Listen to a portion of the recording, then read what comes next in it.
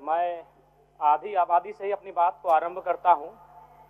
21वीं सदी का समय नारी सशक्तिकरण का समय है, लेकिन हमें याद रखना चाहिए कि जो समाज की जो आधार है वह कहीं ना कहीं पुरुषवादी विचारधारा के माध्यम से इस समाज के आधार को रखा गया है। महोदय, हमने 8वीं कक्षा में ही पढ़ा था लिंग निर्धारण के बारे में, जिसमें एक्स गुणसूत्र एक स्त्री के पास होता है और XY गुणसूत्र एक पुरुष के पास होता है। और जब एक पुरुष का X गुणसूत्र स्त्री के X गुणसूत्र से मेल खाता है तो एक बेटी का जन्म होता है, और जब पुरुष का Y गुणसूत्र एक स्त्री के X गुणसूत्र से मेल करता है तो एक बेटा का जन्म होता है। यानी विज्ञान कहती है कि बेटा या बेटी अगर जन्म होगा तो स्त्री पे निर्भर नहीं करता है, वो पुरुष के गुणसूत्र पे निर्भर करता है। लेकिन उसके बाद भी हमारे समाज में अगर किसी महिला को 2 बेटी, 3 बेटी, 4 बेटी हो जाए तो उसे लोग अपनी दूसरी शादी तक कर लेते हैं और उस महिला को सामाजिक स्तर पर प्रताड़ित होना पड़ता है।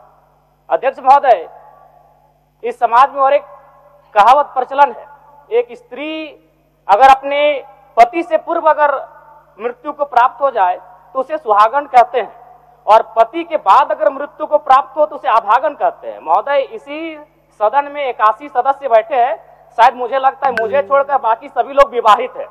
अगर आप जांच करें तो आपको 80 के 80 सदस्यों में पता चलेगा कि पुरुष की आयु ज्यादा है और स्त्री की आयु कम है।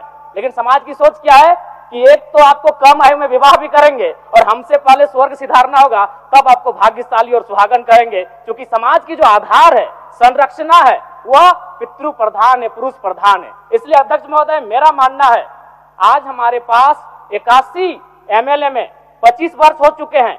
कितने MLA आए हैं महिलाओं के रूप में? मात्र 12। आज हमारे पास 12 मिनिस्टर हैं। कितनी महिलाएं हैं?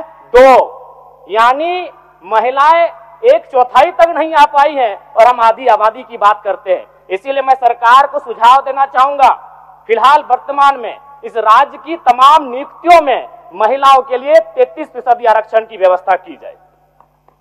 अध्यक्ष महोदय, मैं आगे बढ़ना चाहूंगा। अनुसूचित जनजाति, हमने इतिहास में पढ़ा है कि कई सभ्यताएं, महान सभ्यताएं, विशाल सभ्यताएं आक्रमण से ध्वस्त हो गईं, और आज झारखंड की स्थिति ऐसी है, आदिवासी सभ्यताएं अतिक्रमण से ध्वस्त हो रही हैं। उसका जीता जागता उदाहरण है सोनू मुंडा की हत्या। कुछ वर्षों पूर्व बोकारो में भी सुरेश सोरेन की हत्या हुई थी जमीन विवाद के मामले में। अतिक्रमण, आक्रमण से सभ्यताओं का अंत हुआ था, आज आदिवासी समाज अतिक्रमण से विनाश की ओर बढ़ रहा है। अध्यक्ष महोदय, इसलिए मैं आग्रह करता हूं, आदिवासी को, अनुसूचित जनजाति को दान से बेहतर होगा उनकी भाषा, हासा और सरना धर्म कोड का संरक्षण किया जाए। अध्यक्ष महोदय, ओबीसी की जब बात आती है तो राज्य की आधी आबादी की बात आती है। माननीय सदस्य,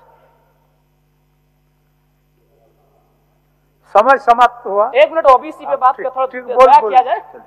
ओबीसी महोदय, ओबीसी इस राज्य की सबसे बड़ी आबादी है, लेकिन दुर्भाग्य की बात है उस आबादी को 14% आरक्षण इस राज्य में दिया जाता है।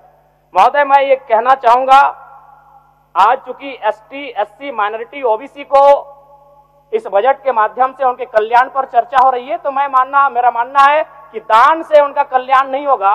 अगर उन्हें देना हो तो दान नहीं, उनका हक मिले। और सरकार ने भी कहा था 30 करोड़ का जो संवेदक है, टेंडर है, तो मैं कहता हूं 30 नहीं 50 करोड़ तक का tender ST, SC, minority, OBC आरक्षण के साथ दिया जाए, तभी SC, ST, ओबीसी और माइनॉरिटी का कल्याण हो पाएगा वास्तव में। अध्यक्ष महोदय, मैं ये सरकार से मांग करता हूं। धन्यवाद अध्यक्ष महोदय।